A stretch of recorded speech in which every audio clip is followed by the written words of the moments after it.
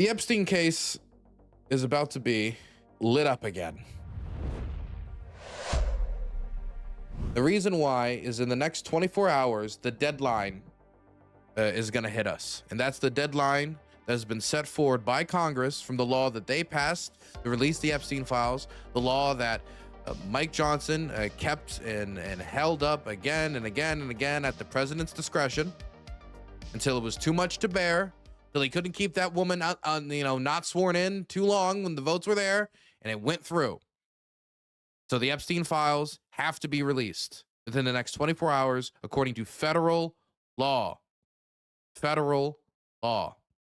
So we're getting these files released through time, a lot of it through the Epstein estate.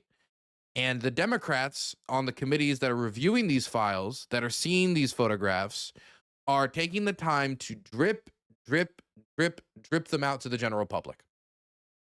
Make it so that this is a longer, more painful process for the current administration. That's the blunt politics of it. And so that's why they're doing it this way. It's not a question of we're gathering all the files together into one big pile and we're going to release them so then everybody can review them at once, all the press, and then publish what's in them. They're making it a longer, more excruciating process where you get a little bit. So this issue stays around in the media space.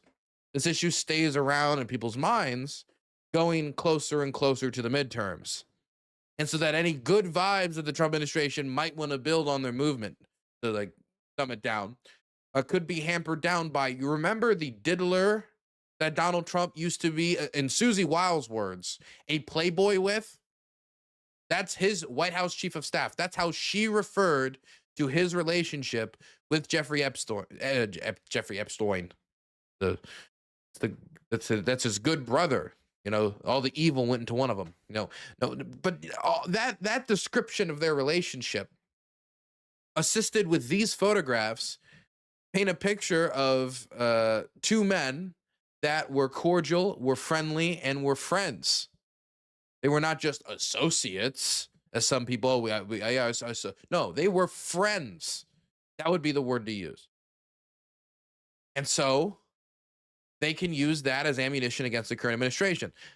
The other thing is, and this is, maybe not the point of why Democrats want these files to get out there. There's people who want it out on principle, and there's people who want it out on political reasons. Everybody wants transparency, and so you should be in favor of it, period. It's just that this transparency is expected to cut in a way that's more painful for the current administration. Even if there are files that can implicate certain Democrats like Bill Clinton, though Susie Wiles says, who's reviewed the files, that there's nothing in them that implicates that Bill Clinton went to Epstein Island, which Donald Trump accused him of, while trying to divert from his own ties to Epstein. So tomorrow is the big day.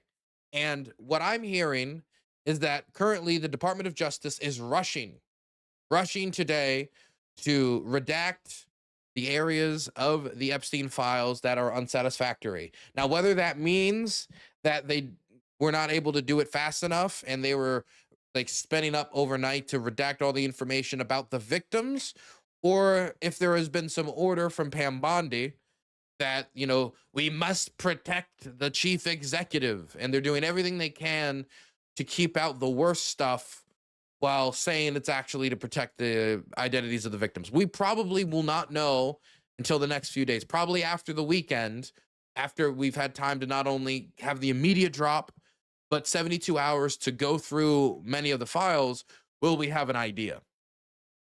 We'll also have probably a better idea if they meet tomorrow's deadline, which, again, legally, they have to. Not that, the legal mandate has been a solid sterling steel wall that has constrained the administration before. So I want to go through the files that we have currently that has been dripped out mostly by the Democrats on the Oversight Committee to the American public. And when I say mostly, I mean up to this point, but this tranche of photos is just from the Democrats on the House Oversight Committee. Now, if you look at a bunch of these photographs, they don't have context, and this is something that we should reemphasize, is we have no idea the context of why Jeffrey Epstein is in this meeting talking to these people. We have no clue if that dude on the left there is just some math dude who was like, hey, I got this guy I would want you to meet. He has a lot of money. Maybe he'll help fund our math thing.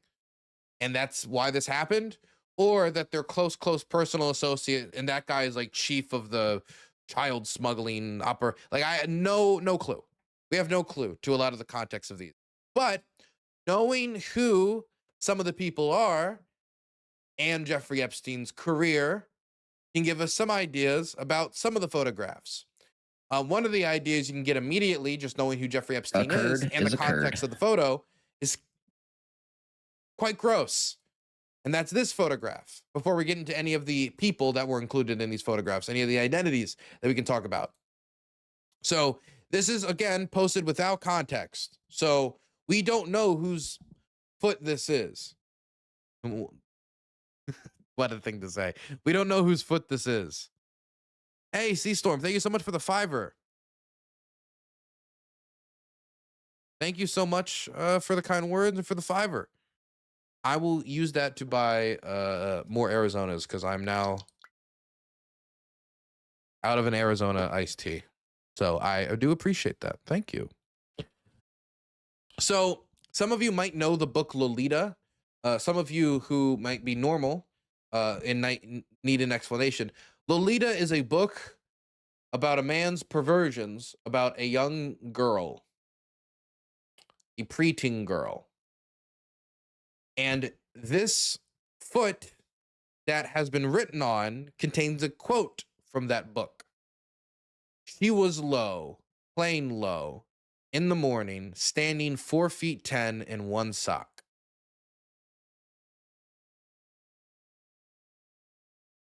Obviously, it's very gross. That's the opener of the book. Yes, it is the opener of the book, I guess. I don't know. Not sober. I don't know how you know it's the opener of the book. I just know it's a quote from the book. I didn't know what page it was from.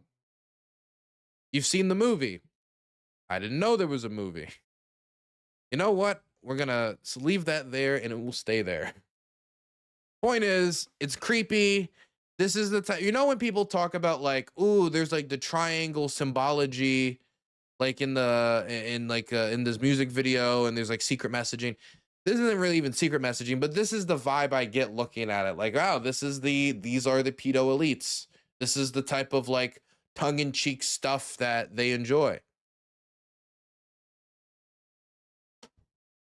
It's pretty nauseating, actually. And honestly, this is the type of thing that I think we should have transparency on.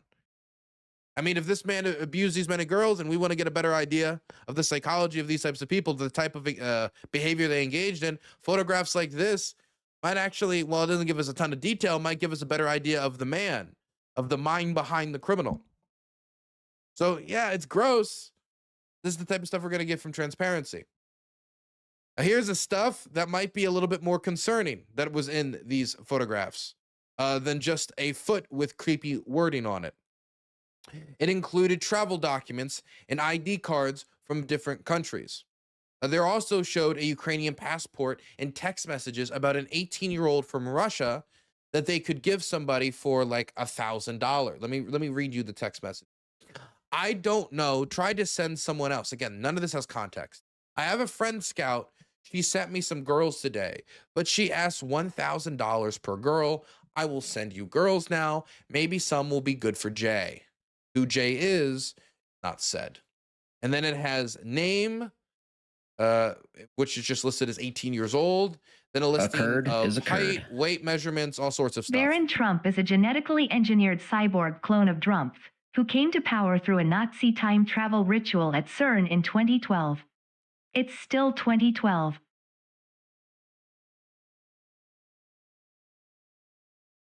Honestly, the idea that, you know, it's still 2012 or wake up, it's 2009. That's the only conspiracy theory I could believe, that one day I'll just wake up and it's like, oh, damn, what's going on? I got to get on the Club Penguin, you know? I go, no, I got to get on Webkins. Got to get on my Webkids. Check out my desert lizard. They gotta leave my desert lizard alone. Thank you for the $5. Thank you for the $5. So you can see Schengen data. You can see the departure city. But no, the departure city is blocked out. But only anything that's identifying about the identity of the woman outside of 18 years of age is blocked out. But you can see the different data, including their Schengen access, allowing them to go through free travel through Europe. So they could go to Poland or Germany or Denmark, etc. It's all there.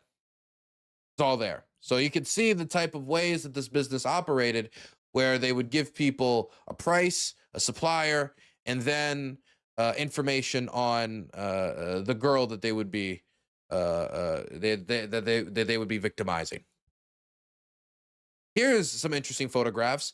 Bill Gates is in one of them. One of the wealthiest men on the planet is in one of them. They are with an unknown person in this photograph. Again, we don't know the context of it. We don't know who this woman is. In fact, she has been blocked out. Her face has been blocked out. But we don't know why Bill Gates is standing next to this woman. We don't know if this is an associate of Bill Gates. We don't know if this is a victim. A victim could be possible since she is censored out. Or why this photograph is in the possession of Jeffrey Epstein. If he took it, if somebody else took it, if this is leverage, if this is not leverage, we have no clue. We have no clue.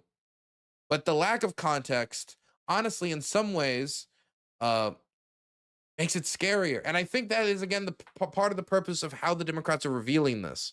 You know, just getting it out there, getting it out there, getting it out there, dripping it, while also getting it out there without the context means that people are standing here speculating.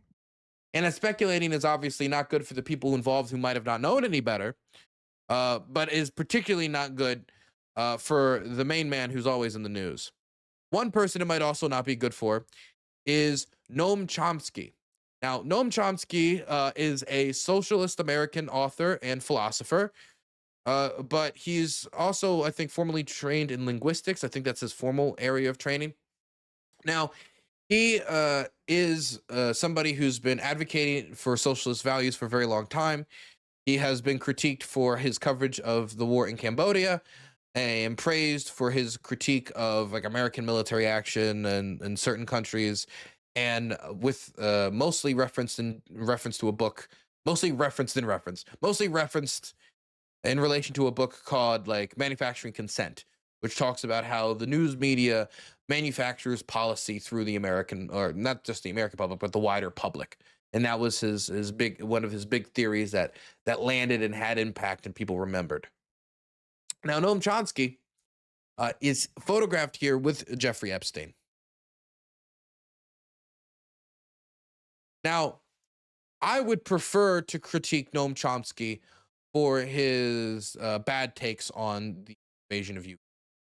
I would like to critique Noam Chomsky for his history on Cambodia, and then try to find the areas on maybe some economics or something, you know, in relation to maybe the war in Iraq. So we could find some relation, some area of agreement. That'd be nice. Maybe it's my inner nature saying, you respect the elderly. Raised by my grandparents, after all, respect the elderly. Maybe it's my inner nature just understanding the stature of his name and at least academia and how it's built up to where it is. But I'd really not like to be put in the position where I'm criticizing Noam Chomsky because he's refusing to respond to CNN reporters about why he is photographed here with Jeffrey Epstein. Because CNN did ask him once these photographs were released, like, hey, why are you with Jeffrey Epstein? And he refused to answer. He did not answer. So I'm trying to find some statement from Noam Chomsky and Epstein right now. I'm trying to see if he said anything within the last few hours. Comments, maybe. But I don't see anything. So currently, whether or not he's going to comment on these new photographs, I do not know. It would make sense because people are going to ask about it. But this is also not the first time that this has been reported. In fact, in November of this year, there was an article published in The Guardian that had to deal with whether or not, Chomsky had these ties, and they had gone into the documents and they talked about it. It's probably one of the biggest articles in the public that got attention. Let me read you a little bit from that article, because it'd be one thing if this was just one photograph, but their relationship is deeper than one photograph. Prominent linguist and philosopher Noam Chomsky called it a most valuable experience to have maintained regular contact with Jeffrey Epstein, who by then had long been convicted of soliciting prostitutions from a minor, according to emails released earlier in November by U.S. lawmakers. So we knew that past his convictions, Noam Chomsky continued to have regular contact with Jeffrey Epstein, continued to talk to him after he was convicted of soliciting prostitution from a minor. Such comments from Chomsky, or attributed to him, suggest his association with Epstein, who officials concluded killed himself in 2019 while awaiting trial on sex trafficking charges, went deeper than the occasional political and academic discussion the former had previously claimed. He had also reportedly acknowledged receiving $270,000 from an account linked to Epstein while sorting the disbursement of common funds related to the first of his two marriages through the Massachusetts Institute of Technology, though the Institute of Technology professor insisted not one penny came directly from the infamous financer. So he got $270,000 from an account linked to Epstein while he was dealing with funds in relation to his marriages, but he says that not any of it came directly from him. Maybe he was managed from him, maybe he was tied to him, but it didn't come directly from him. So he has gotten money from funds tied to Jeffrey Epstein. He maintained regular contact with Jeffrey Epstein after Jeffrey Epstein was convicted of soliciting prostitution from a minor. And now we're getting more photographs of Jeffrey Epstein and Noam Chomsky. I mean, if you look at it, it looks like the dude's on a plane with him. So is this Jeffrey Epstein's private plane? That could be assumed. The emails disclosed on November 12th by the Republican members of the U.S. House Oversight Committee generally detailed the correspondence Epstein had with political, academic, and business luminaries, including Bill Clinton, Treasury Secretaries Larry Summers, and Steve Bannon, including the Bill Clinton White House Treasury Secretary Larry Summers, Steve Bannon. And Steve Bannon, by the way, that's a thing that's not getting any attention, is it? You'd think on the War Room, on the War Room, you'd hear some report. Hey, Steve Bannon, here, it says that I had a really close relationship with Jeffrey Epstein. That's all fake news. No, nothing. Don't hear much from Steve Bannon on that conspiracy. So the thing that angers me about Chomsky isn't just the individualistic critiques about like, hey, I don't like how he said this about Cambodia. Hey, I don't like what he said about Ukraine. What I don't like is the dodging on this, because his comments on Jeffrey were, and I quote, "I met Jeffrey Epstein half a dozen years ago. We have been in regular contact since, with many long and often in-depth discussions about a wide variety of topics, including our own specialties and professional work, but a host of other where we had shared interests. It has been a most valuable experience." Now, we don't know if that letter was sent to anybody, but that is a letter from Chomsky, that it was valuable, that it was good that they had this relationship, that he got something out of it. Now, I don't know if Noam Chomsky really felt intellectually stimulated by Jeffrey Epstein. That Jeffrey Epstein really was this brilliant man that he enjoyed conversating with. I don't know that. But it's not just a conversation if funds tied to him is helping your marriage. It's also not just a conversation past the point of a conviction for soliciting a child prostitute. So I don't know what's up with Noam, but he should start answering reporters' questions. But exactly how far that relationship went. Was it really just intellectual? And why did he maintain a relationship with him past the point of a conviction?